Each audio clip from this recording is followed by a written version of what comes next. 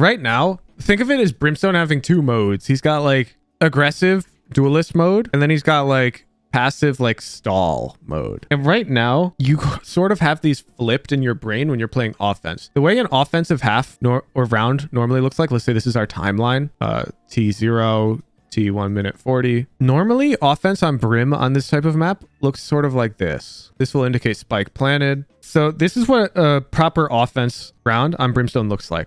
And this will indicate like smokes down and it's time to hit a site. So smokes and spike planted over here. So the idea is after you use your smokes, your agent becomes really, really cheap. Like you have no abilities, nothing recharges.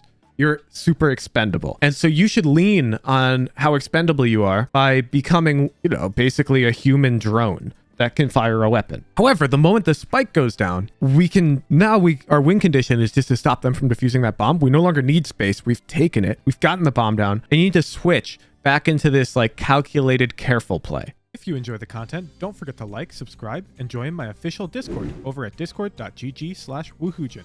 Here you can enter free raffles to win free VOD review live on stream. You can also support me with a premium membership, which unlocks access to private VCT restreams, professional player analysis, shared professional strategy channels, and much more. Enjoy the video. I believe we're Immortal 1 in this VOD. Yeah. Immortal 1 can be interesting on this map because at that point, you usually know how the map is meant to be played. And so it can sometimes come down to strategy on Brimstone. Let's take a look. The comp is decent. Immediately, I'm noticing the enemy comp has no breach and no initiator. So I would be playing tower here. Yeah, you really don't want to. So I get it. You want to smoke for the team, but look at our minimap. The minimap is sad right now. There's nothing on B. And if you throw this smoke for the team, you basically have to play B retake if they rush B. If we play tower with that shorty, they have a really hard time pushing that with their comp. Launching smoke. Okay, yours pushing arcade. We're kind of chilling. This. Okay, let me show you something. Okay. So Xander was playing tower, okay? And look where he is at 120. And look where you are at 120. I really wanted to emphasize this because look where you were playing at the start of the round. You're playing here. You're so much closer to A than Xander started. Xander started quite literally all the way over here in tower, and he still beat you to A. You could have demonstrated? No. I wanted you to see with your own eyes that professional players do it this fast. The problem is if I just knife out and rotate in a custom game, you'll be like, okay, sure, but do people actually do that? Yes. And then you'd be like, okay, how much of a difference does it actually make in a game? This much. Even while this guy's tower, way further than us, he beats us here by a mile. By a mile. I guess technically we start a rotation a bit later. We should still, with this much time on the clock, we'd still get here though. And to be clear, this is already losing. If you get peaked here while you're holding S, holding this way, you're already in trouble. You're already in trouble. This is decently long range, not very favorable for your classic pistol. It's not the best. If you're bunny hopping here with their lurk B, you're probably fine. Yeah, you're too worried about a lurk on a pistol round. Seeing the amount of seemingly obvious mistakes Immortals make makes me wonder how ass it must be to watch one of my VODs. Dude, yeah. This is what's so fun about private coaching, because I usually do like really high rated players.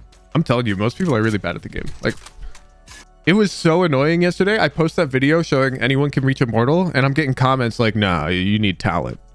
Like, are these guys not watching my streams? You don't need talent to play at this level. You need consistent practice. Anyone can get to this level. Let me just double check our eco. Yeah. So this is no good. Our formation on economic disadvantage is very normie. Nothing fancy about it. Which Brimstone playbook are we trying to play like? Chaos Flight? Who do you watch on this map? And you're Immortal, so I assume you're trying to go for Radiant. So which pro have you been studying on this map? Like, why are we playing Canteen? Where'd we get that play from? Oster. Perfect. Let me take a look. Yep, this makes sense. This looks a lot like our positioning. I see people play there a lot. I'm looking for this like Canteen positioning. So I'm not going to tell you he doesn't play Canteen because I haven't seen every single VOD he's ever played ever.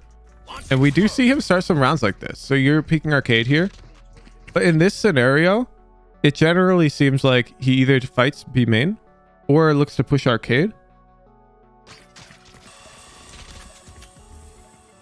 I don't think this is his fallback. And this is just really unfortunate.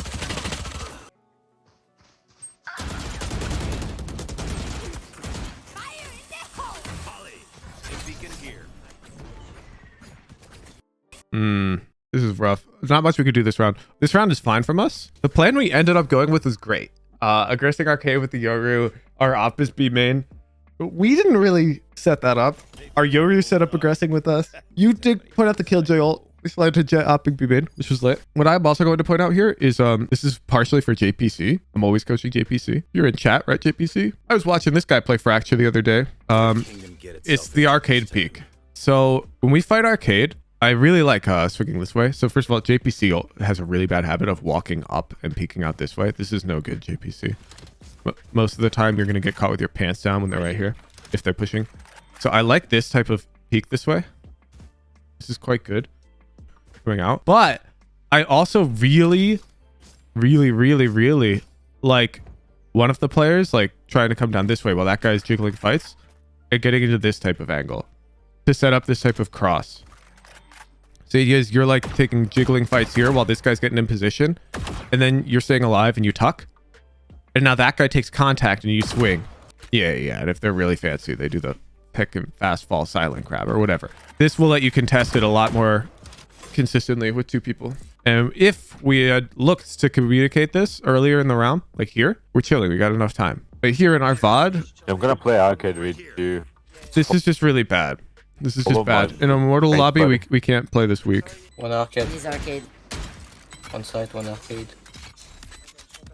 Oh. You guys aren't gonna believe that I have this tech. You guys ever wonder how to ult tower and perfectly hit that top corner without wasting any pixels so that you can maximize the amount of effective space your ult hits tower? All the Brimstone mains sitting up. I got a Brimstone ultimate lineup. So what you want to do, essentially, you see the top of this circle, how I'm making it tangent with the top of tower like that? You're going to move it over to the side from there, and you're just going to essentially walk to the side. So you need to be perpendicular. You line it up, you walk to the side, and you spam click. And the first frame it lets you click is perfect. It hits this back corner.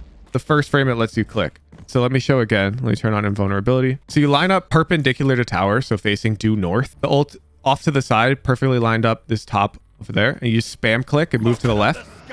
And that's your perfect Brim ult. Damn. It hits the corner perfectly. Convince me you've never touched grass before. And you can do this anywhere, like as long as you can stand like perpendicular like this. Bam. And now that, notice, no room for them to hide on this ropes peak. So if you're like rushing Arcade on an offensive round and you throw this ult, it perfectly flushes them out of tower and makes them peek you here. Now you know. Now you know. Now you know. Okay. Main.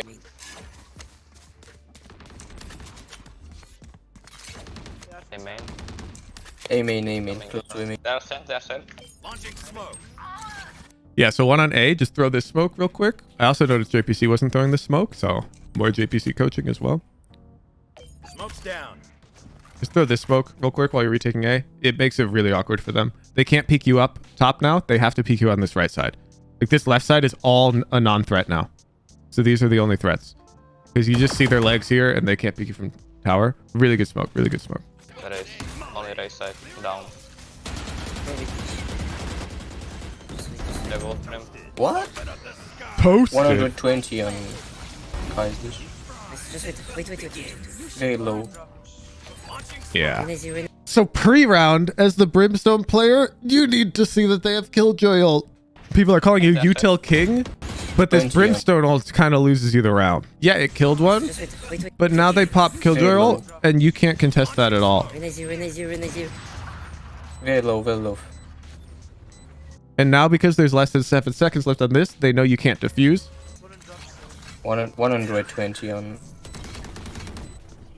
And now we're in trouble. Well, unless that's their molly. Okay, well, we win easily. Ult. Brim ult.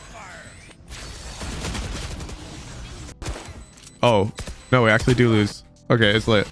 We should lose the round. Diffuse. Ult. Why are you giving this guy this fight? Why are you fighting him here? That guy has to come out of drop to fight the diffuser after this Brim ult. Why are you making it so easy for him? Put yourself in this guy's shoes. What do you want most in the world after you ult this bomb against 3?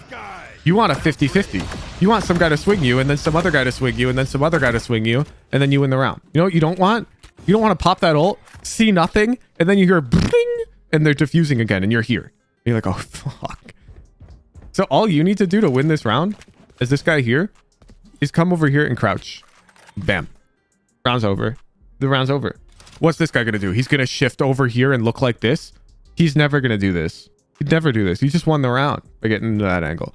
This guy's going to look here, and then he's going to come jump out, and then bam, you kill him. One Killjoy ult down. on. We know they're drop. Why are we pathing this way? We should be pathing close to drop because they have to come out. Bien. Diffuse it. We still have time to path over. We still have time to path over. We should be shift walking over, and now we screwed up. Now we screwed up. And we played it like an Immortal instead of a Radiant, and we unfortunately lost the round. It's important that I tell you how to avoid this in the future. So how do you become the Radiant player who recognizes this option is probably the biggest question in the back of your head now. Because I just told it to you, but you're out here like, okay, but what about the next time I take a 50 in the 3v1 and I didn't know what to do? So anytime you get in this type of scenario and you get this type of 50 and you know it's bad. Bien. So Diffuse. you know this is bad, right, Chaos? Like if this were to happen on another map, this type of scenario, you'd know in hindsight that is quite bad. Correct me if I'm wrong. I think you should know at this point. You're like, okay, this obviously is perfect. It's not obvious, okay? Some people would actually be unable to correctly identify these scenarios all of the time, so I wanted to make sure. So this happens, you press the clip button, you go to a Google Sheet or a Google Keep, and you write down fracture, a retake, you post the clip, and then next time you're watching a pro Brimstone fracture VOD, you try to look for these scenarios. So you'll have a long list, ideally. The list just keeps growing, and you'll call them like problems. And then you need to write down solutions as you encounter them, So finding a solution to one problem in a VOD might not work. There might not be a single round in a Boaster VOD where he solves this problem. But if you write down 10 different problems, how do you know it's a solvable problem? You don't. You just write down problems you have, and then if you happen to encounter a solution, you're chilling. The more problems you are able to identify like this, the more likely you are to find solutions to them when you're watching pro VODs, because you'll be aware of what you need to look for. It's really hard to just watch a pro VOD without understanding like why you're watching it or like what you're trying to learn from it. So if you're going into it trying to learn how do I play post plans more effectively, it becomes a lot easier. Let me give you an example. Feel free to copy this type of structure. This is the type of structure I give my private students. I tell them to write down problems on attack and defense on a certain map, and then solutions.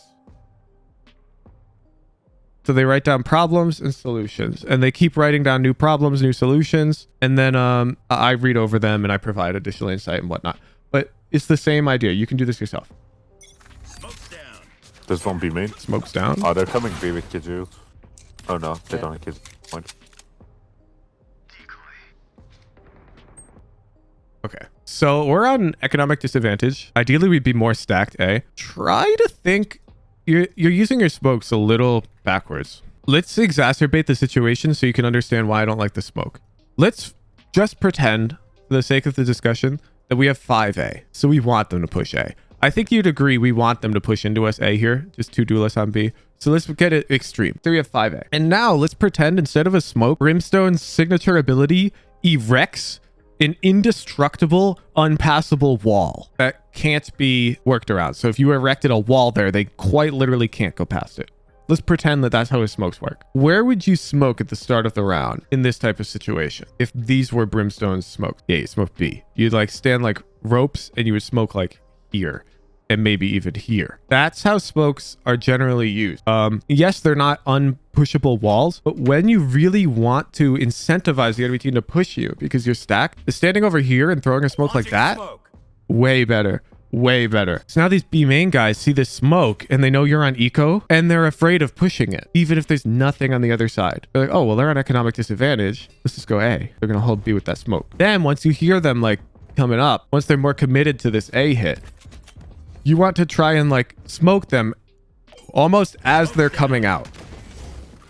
You want them to be committed to the hit by the time the smoke lands when you're stacking or you're like on an eco and you really want them to push a certain way. Yeah, like traffic conductor. So that smoke is going to make them more likely to hit B.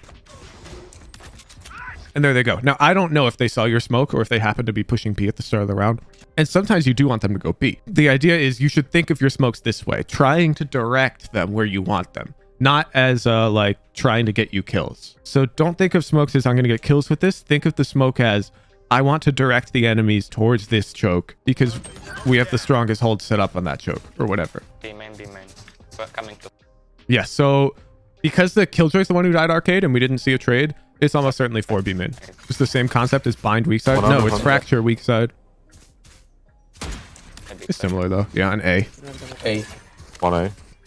Spike planted. Yeah, we're getting worked. We're getting worked. So these dudes ran 1, 2, 2. I don't think this is our fault at all. Yeah, no, nothing we did. Nothing we could have done. 1 One cent. roll. We got worked. We got QB snuck. Good weapon. QB snuck. Isn't that coming? I'm dead mid, guys. Yeah. Natural. Guys. Ouch. Yeah. Natural. Oh, now I've got another Molly to show you. This Molly doesn't apply this round, but I saw this one in a Xander VOD. So let's say you want to smoke a main. I mean, a Molly a main, but you're smoked off. You actually just come in here and you just kind of aim high and shoot it. And it kind of just lands. Like in the general vicinity. You just come into the smoke, you just shoot it. You can practice it and you'll get it pretty decently. Like I just got a really good one. But you just wing it and come out. You know my rule where I will always assume they won't fake me until they do. And then I adjust. This team's faking the hell out of you. We needed anchors. We pull up a sample sheet. Obviously, this doesn't really apply in the current meta. Here's like a sample playbook that I have for one of my teams that I would call in the event that we're facing a team that rotates quite aggressively. So Brim is on fast rotate here, but then we have the B anchor and we have the A anchor. And these anchors become very important on Fracture when we're facing a dynamic team that's spreading the map. So this team we're facing here is spreading the map. We really need somebody locking down A and locking down B. So I probably want Killjoy on A and us on B because B favors Brimstone. One more. Nice shot, bad crosshair placement. One. So you know she's here and look at our crosshairs on the corner. We're in an off angle. When you're in an off angle, people always accidentally wide swing you. I will demonstrate why for anybody who lacks understanding of this concept. So this person is going to swing like this tight angle and then they're going to swing out like this type of angle, but you're here. You're here. So when they swing this second angle, they've accidentally swung you wide. They're all the way out here. And you'll see this in our VOD. That's quite literally, look. No difference. So our crosshair is too close to the corner. We're having to hit a shot that we don't have to hit. See, and she comes out. And if we were Scream, this would be such an easy kill because Scream's crosshair would have been here. And instead, you have to hit a crazy micro flick. And I would say you hit those 90% of the time. So instead of like a 100% kill, He was arcade. you gave yourself a 90% kill. Let me try and demonstrate this to you right now. Look at crosshair. It's literally just this shot, okay? Look how wide he gets this thing when he's in the off angle.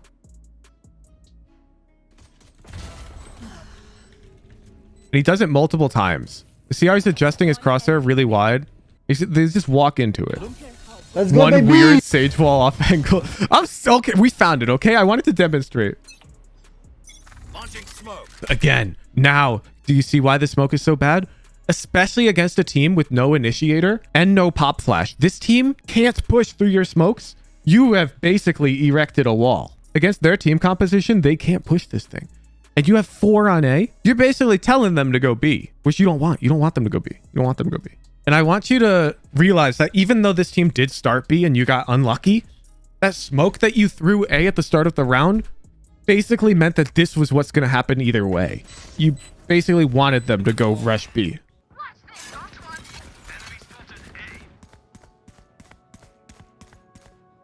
Yeah, you should anchor. You should anchor against this team. So I don't like that we're here. Because they can just kind of run past us. This is too passive. All right. I'd say I should have been at least 6-6. That clutch that we lost, 3v1, that was our bad. And ecos, we could have stacked a bit more efficiently and used our smokes to manipulate them a bit better. I need to go Now, big. offense, most brimstones screw this up. You can't Below go full. Radiant. You smoke, you stim, and you go. You go kill. Beacon here. Yeah, we're a little backwards here. Yeah, your jet's going to kill, and we're way back here. tower. One on site. Watch. The smokes come down from Xander, and then we go first. Go flasher. Passive, passive, passive. Smokes. Then stim. And now we're going. We're going. We're going. I'll resmoke. Smokes. Oh, here he's stimming to try and dodge the breach stun. Like that. Flash him off. Ah, why? He's on. I blind Cypher on that spell. Hey, look who's first. Over here. No. Xander. Go. We're basically entry frag. That's a mini map refrag, by the way. His jet saw that guy from drop. I'm ulting tower. I'm out.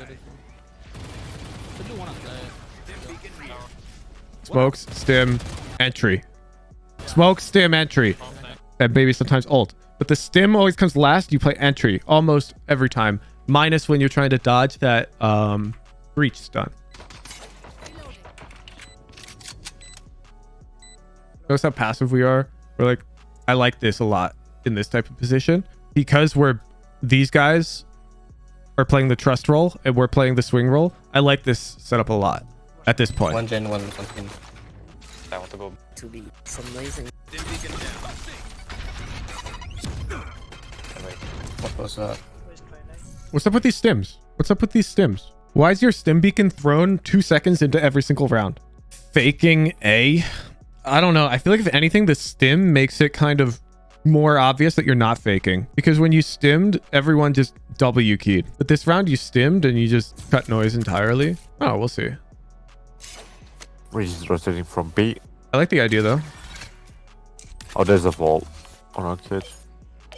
Rotating back to B. They're coming back to B. Go. We're chilling.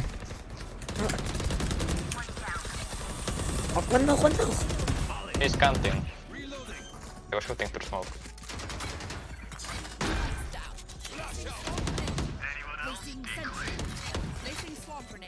It did kind of work. Pro tip for these B fakes or A fake. Your Yoru's doing it. I don't know if he called this though.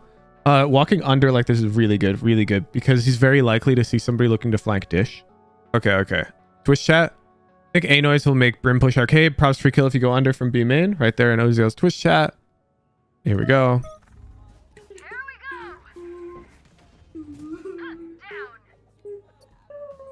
Nice. I'm faking it.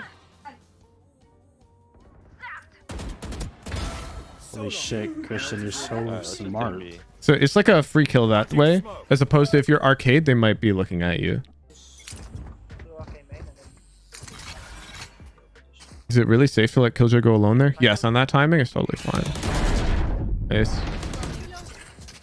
I would explode here. I would just explode. Yoru has A main, you've got dish. Yeah. Go. I have a flank.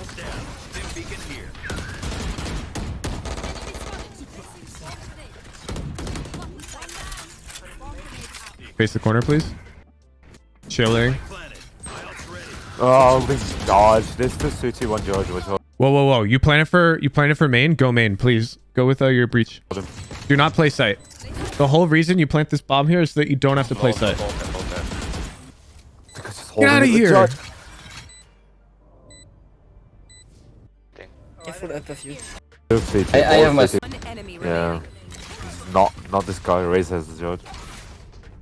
We don't play for our win condition enough in the post plant. This happened on defense as well. So what I don't like is we pop this ult and we're not in a position where we can swing and hold tower for our breach. So when we pop this ult, it does one of two things. It either pushes them onto site or it makes them swing us here. And that latter option is a genuine threat, and you basically gave this guy a 50-50 against your breach, when ideally we should have given him, like, that guy should have been given a 2v1 when he swings like this. So watch again. Here's your ult and here's your breach ready to take his 50-50, and he's already ignoring tower at this point. He would probably be dead. Secure it. One is gen. Right here. You have a Molo. Continue. Think will be low. Counting and gen. Okay. This is so good. This is so good. This is actually really easy for us to fix. Microsoft Paint. So right now, think of it as Brimstone having two modes. He's got like aggressive duelist mode, and then he's got like passive like stall mode. And right now, you sort of have these flipped in your brain when you're playing offense. The way an offensive half or round normally looks like, let's say this is our timeline, T0, T1 minute 40. Normally, offense on Brim on this type of map looks sort of like this. This will indicate spike planted. So this is what a proper offense round on Brimstone looks like. And this will indicate like smokes down and it's time to hit a site. So smokes and spike planted over here. So the idea is after you use your smokes, your agent becomes really, really cheap. Like you have no abilities, nothing recharges.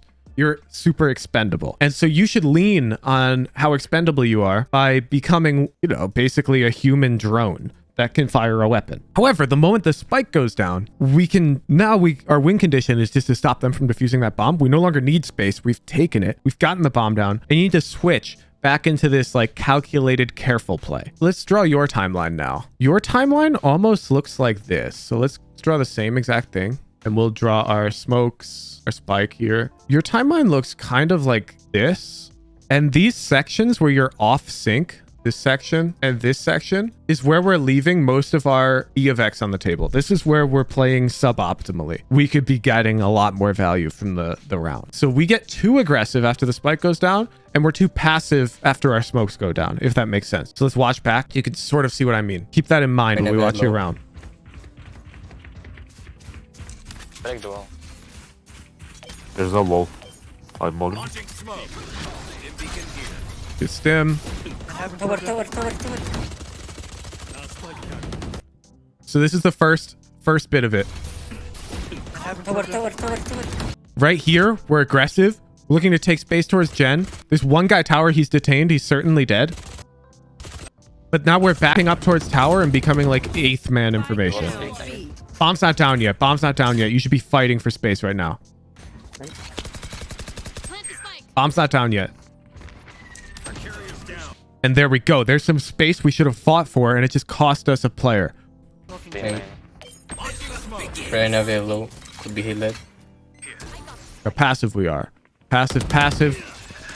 Now that's our first. That's like a trade, so I consider that decently passive. Now, as the spike is going down, Chill. Secure it. we find ourselves positioned really aggressively Continue. in quite a dangerous angle. It's backwards. We don't want to be here now. It could be low. And look, your Yoru's making the same mistake. Look how crazy we're going. The bomb's down. We should chill. Let's watch Sander. Bomb's not down yet. Our smokes are down. So we're in aggro mode. Bomb goes down. We're just playing with our teammates. Just playing with the teammates after bomb's down. Smoke's down. Stim down. We're knife out, trying to get really aggressive. He's looking for a first fight here. Fighting for space. First in line. Oh, dead. This is like one exception. We've already taken sight. It was a slow play round. And so now he's seeing the spike is going down, and we're going to play a lot more passively. He's playing his life now because the bomb's planted for us. Look how patient we are. You see the patience? You see how it's just like a light switch? Where'd this come from? Ping. Plays Molly. He's stalling. I'm flashing bomb. He's jump spotting, playing the wing con. We're no longer fighting for space because they have an obligation to defuse the bomb, and we can play against that obligation to our advantage. So this bottom here is Xander, and this up here is you. So this is a change we need to make. We have to be mindful of what type of mode we're in during offense and make sure that we're in the right mode at the right time. And this smokes down and spike down time indicators are exactly like when the switch should happen in your brain. And you need to like plan for them. So like before the spike goes down, you see it's not like red to green. It's like a gradient. As the spike is starting to go down and the round looks like that's going to happen, this red slowly gets greener and greener and greener until we're in this passive play style. So it's not like an instant switch. It's like you can sort of predict this scenario coming. So like before the smokes go down, you know when you're going to throw them. So you're already starting to position more aggressively. I hope that makes sense.